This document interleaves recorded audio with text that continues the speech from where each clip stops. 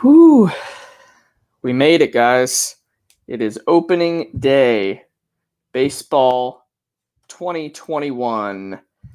Fun stuff here. So we don't have a whole lot of time to break down this slate, but I wanted to try to do a quick little rundown of the MLB-DFS DraftKings slate.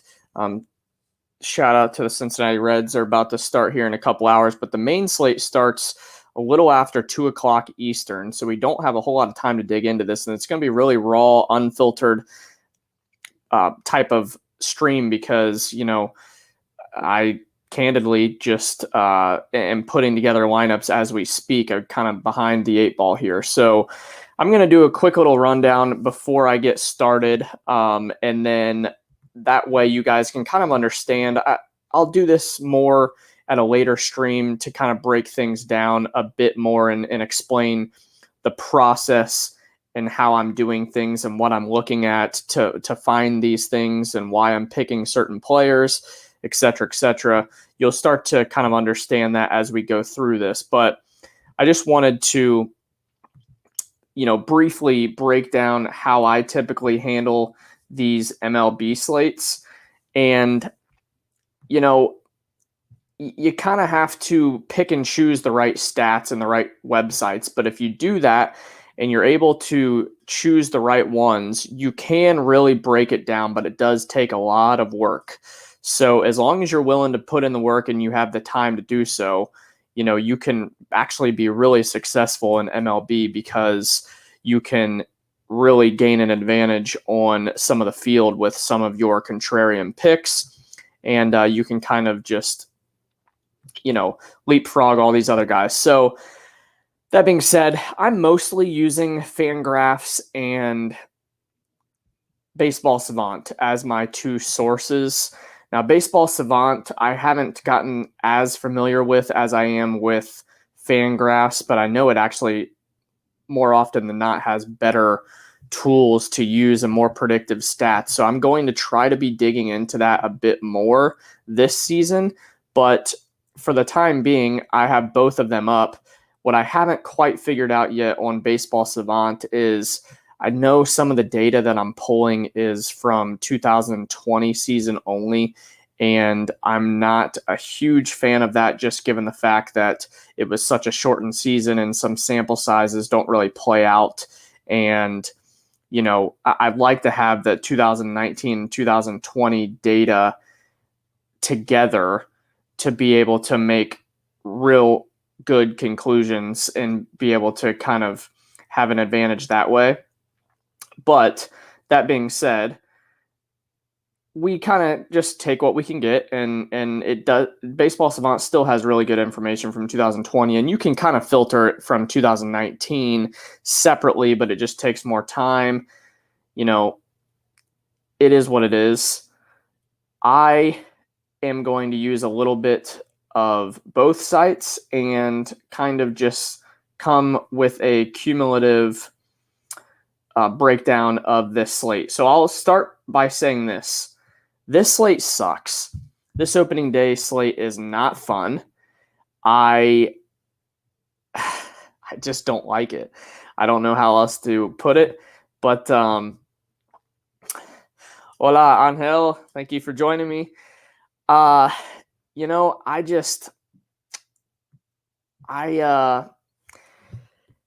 can't get away from some of the chalky picks. A lot of these picks are going to be very popular across the board, and it's kind of difficult to separate yourself from the pack when you're just picking all the popular picks, especially in a case like this where you have a game that is slated to be in Coors Field, tends to flock a lot of ownership.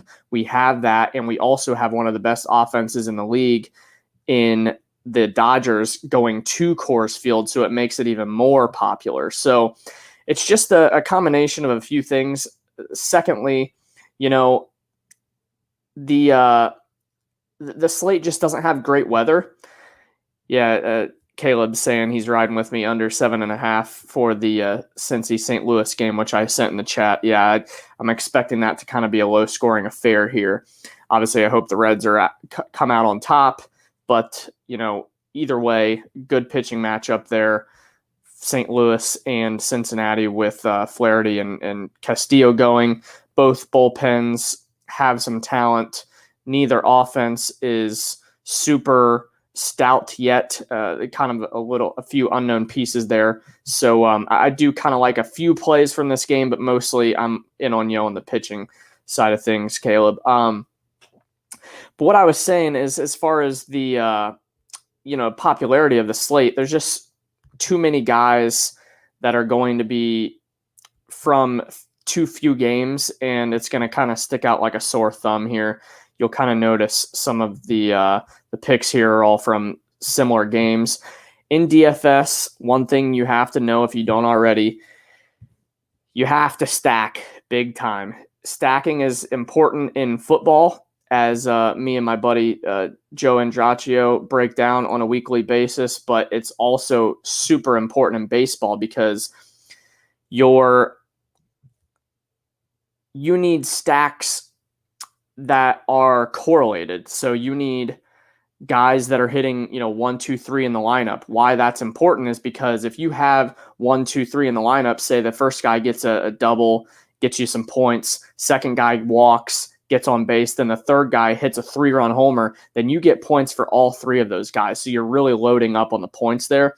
That's why it's important on that end to, be able to stack these teams, and game stacks are very important in baseball. So you don't always have to go 1, 2, 3. You don't always have to go at the top of the lineup, guys. It's actually pretty contrarian sometimes, and a nice way to pivot to go like 6, 7, 8 or something to that effect.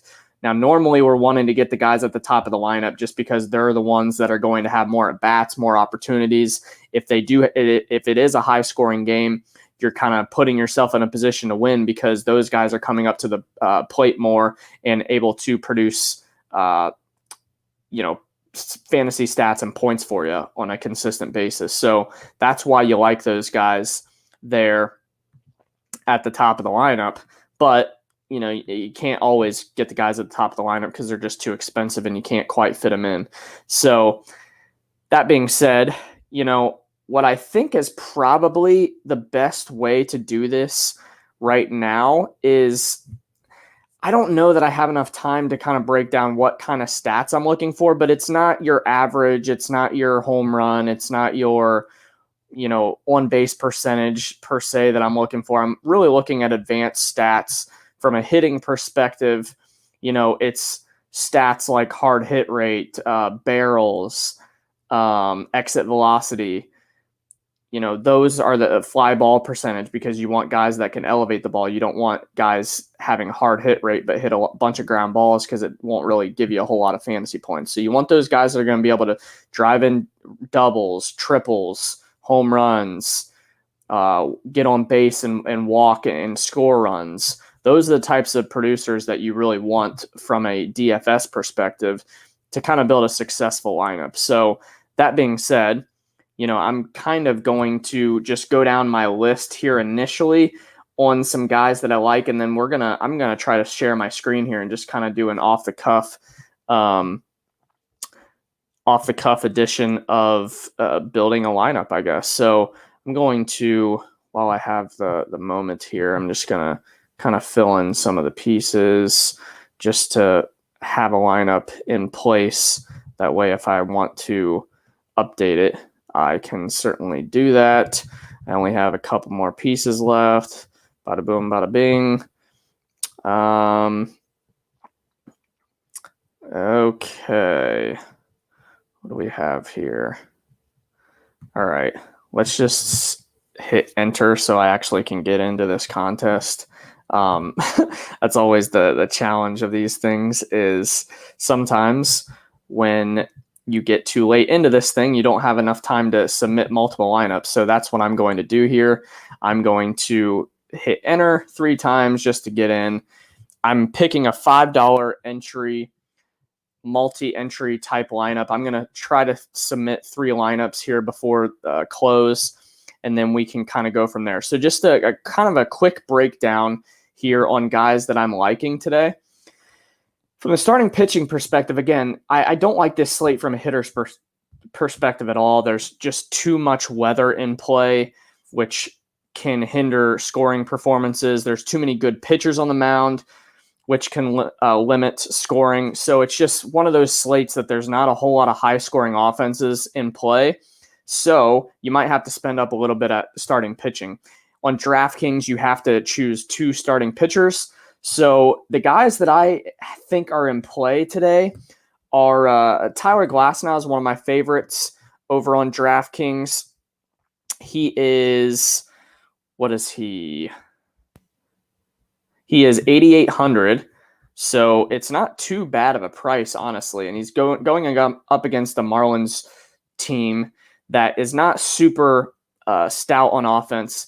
But the other thing is Glasnow has a really high ceiling. He could strike out 15 guys in a game, and that's the type of upside that we're looking for. Not to mention this spring, he has actually added another pitch, that slider, which really could take his game to the next level because he's really a 2-pitch pitcher, and that would add a third pitch, could be good for his tunneling and being able to mix his pitches, and could be tougher for the offenses, obviously. So I have Glasnow as probably my number 1 guy. I think I like Luis Castillo with the Reds second. He's over at 9,200, a bit more expensive, but I still like him. I'm an hour from the stadium, essentially. It's snowing here. It was like 60 degrees yesterday, and now it's snowing. So it's going to be cold at Great American Ballpark. The wind is going to be blowing out, which doesn't help, and it's a small ballpark, pretty favorable ballpark to hit in. But, with the cold weather, it's a safe bet to kind of bet on these pitchers rather than the hitters. So I like Luis Castillo. I like it's kind of hard not to like Kyle Hendricks.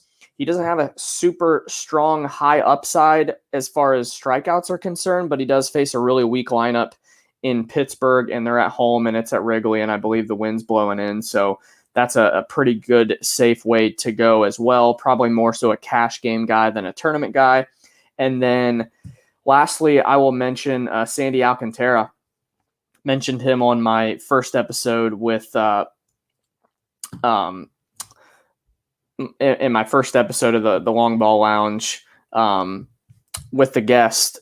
We kind of broke it down, and Alcantara just has a really good chance of breaking out this year, I believe. So he's not going to get much cheaper than this on opening day, especially if he has this breakout that we're expecting. His price is only going to go up from here. Right now, he's at 6,500 over on DraftKings, so I like him on the cheap end. It'll help you get some more expensive bats. So on the catcher side of things, we're really, really hurting here on the catching side of things.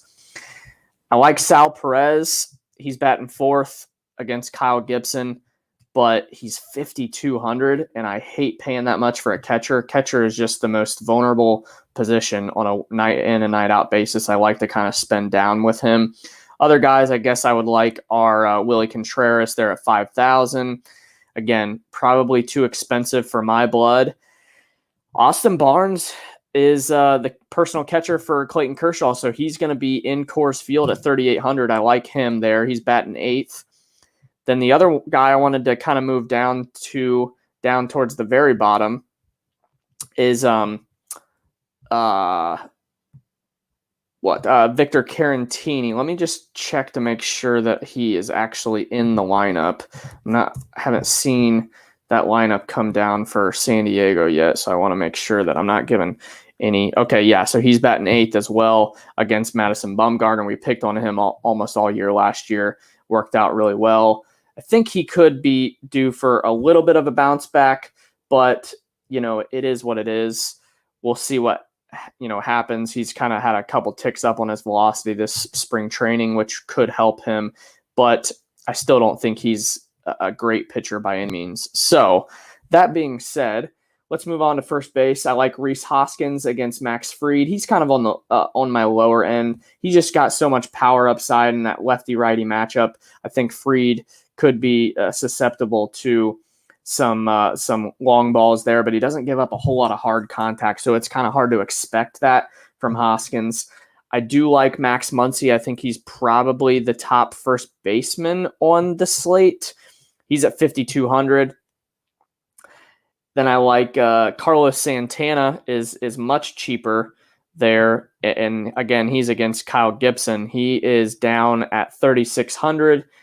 And then probably CJ Cron in that same game at Coors Field. I know he's facing against Kershaw, but it is a lefty-righty matchup. It is Coors Field, and Kershaw's not going to go all 9 innings. So, he has a chance to obviously get to that bullpen, which is very good as well. But, he does have almost just as good of ability as anybody else to hit the ball out of the ballpark, and especially in that stadium. So I like him on the low end just to kind of be a little contrarian. Let's move over to second base. Kind of like me, some Gavin Lux is looking like he is going to be in the lineup, and he is batting 7th. So that was always the question mark there, but he's going to be batting 7th, like him in Coors Field. Like Jorge Polanco is a little cheap option there at second base. And, he has a pretty, not a great pitching matchup, but he is facing against Woodruff, which is kind of fastball heavy. Those types of pitchers are good, but we get lucky that he is playing in the dome in Milwaukee, which the ball flies out of the ballpark sometimes when that dome is closed. So keep that in mind. I like Jorge Polanco there if you need to salary save. And then Luis Arias as well over there is 4,800 is the only problem with him, but he's leading off against Woodruff as well. Let's move over to third base. Let's Manny Machado, probably my top option on the slate. I love him. Lefty-righty matchup from, against Bumgarner. Just really like these San Diego Padres today against Bumgarner to beat up on them, especially these big boppers on the right-hand side. So love me some Machado. Love me some Eugenio Suarez, and Mike Moustakas are right around the same price if you want to save a little bit of money. I know it's a little bit frightening going up against Flaherty, but he honestly has had his velocity's been down in spring training. And so maybe he isn't built all the way up yet. And maybe we can kind of take advantage of the Reds having a decent matchup. He's really fastball, slider, pretty much, and that's it. And some of these Reds hitters actually feast on those types of pitches. I actually looked at that pretty in depth here. So I'm liking that. And then the St. Louis bullpen is okay, but it's not elite by any stretch. So I think even if Flaherty gets going, if he has to leave the game early, I think the Reds could beat up on the bullpen as well. So that's the third base. Shortstop, it's going to be really hard to get away from Tatis or Story or Corey Seager. Those three guys right there are basically locked plays over at shortstop. I really like paying up today at shortstop, but if you needed to go down again, Suarez is third base and shortstop eligible over there. That being said, let's move on to outfield. Kind of difficult to narrow this down, but I like Jock Peterson and Ian Happ in that Chicago game against Chad Kuhl. They just have so much power, and even with the wind blowing in, they could do some damage there. Will Myers is an okay play. I don't love it. Just never been a Will Myers guy, and nothing's sticking out to me so far for him. Bellinger is obviously one of the better plays on the slate. Betts as well. Andrew McCutchen down a little bit cheaper, and then a guy that could be a little sneaky, and that is Byron Buxton. Let's see where he's filtered into the lineup here. Looks like Buxton. Yeah, he's batting 6, so that's not too bad. He's got a ton of speed, so if he gets on base, he's got power and speed. So he's either going to drive the ball, he's going to strike out, or he's going to get on base and he's going to cause havoc in that offense, and he's going to be able to steal some bases, which are great fantasy point producers in DFS. That being said, let me see if we can do a real quick. I don't have a whole lot of time. Let's try to share my screen here, see if you guys can see what I'm looking at here. Okay, so let's do this. Let's hide this bad boy. All right, so I kind of just filled this initial lineup out. I don't love it. But I'm going to go with Glasnow and Alcantara at pitcher. I went down to Carantini at catcher. First base, let's leave that open. I'm not entirely sure what I want to do that. Let's leave Gavin Lux in at second base. Let's leave Machado in at third. Let's get out of Polanco at short just because I kind of want to get a more expensive bat there. And I just said I didn't love Myers. So, okay. So here we are. I hope you guys can see this. If you can't for whatever reason, let me know. In fact, I can probably just check on my end anyways to make sure that you do see it. Let me just confirm here that you guys are able to see my screen. What do we have here? Okay. So, all right. Let's do this. So we're at about 4,500 remaining per player. First base, I said it was going to be hard to get away from Muncy. Let's plug him in there. If we need to, we can go down to Santana or Crone. Shortstop. What do we want to do here? Shortstop. This is probably riveting content. You guys are loving this, but it's just so difficult to choose. I mean, in this lineup particularly, we have Machado, so maybe I just go Tatis here, stack it up with that 2-3 stack, have Muncy and Gavin Lux is 7th.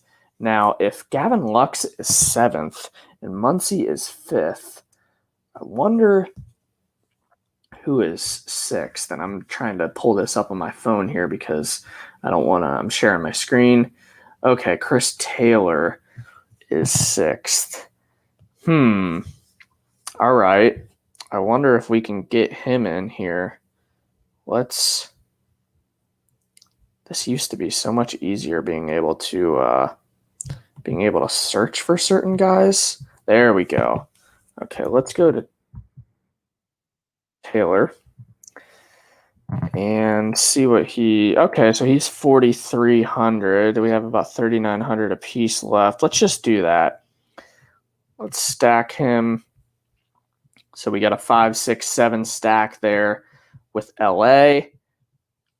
All right, is it going to let me go down? Really plugging this Jose Cuervo over on DraftKings.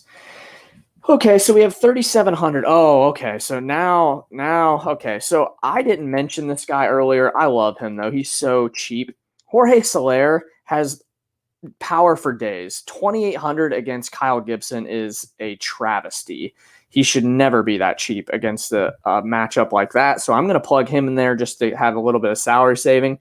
And then that gives me 4,600 to plug in another outfielder. I said I liked Ian Happ against Cool. Winker against Flaherty. Yep, I kind of like that. I like McCutchen. I mentioned Buxton. Ooh, Joey Gallo is 3,600. I can kind of do a little mini stack with Soler and Gallo on the other side against Brad Keller. Let's do that. But then that leaves me 1,000 that I'm underpaying. So I wonder if I can move from Chris Taylor. This gives me not loving the options that I'm getting here. So let's stay with Taylor. Maybe I can go up from Caratini. 3,600. Man, oh man, I am just not loving much at all on this side of things.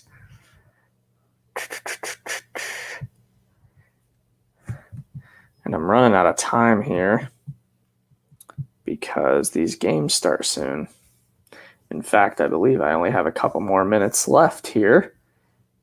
And then, yeah, so 2:10. All right, so I have a few minutes. Gosh, I don't like leaving $1,000 on the table, but this is a really good lineup. I wonder if maybe I can go up from Alcantara. I don't love that. Of course, we're 200 away from getting Kyle Hendricks in there. Would love to do that instead of Alcantara, just because I wouldn't have to worry about the wins and everything. If I'm pitching two guys from the same game, you always worry about not getting the extra points for any wins, anything like that. Let's try that. Let's try plugging in Hendricks, and let's try. So I'm $200 in the hole here. And I wonder if I can get away from Caratini. I know he's a good option, but it is catcher. Gosh, do I want to go Tucker Barnhart? I don't really.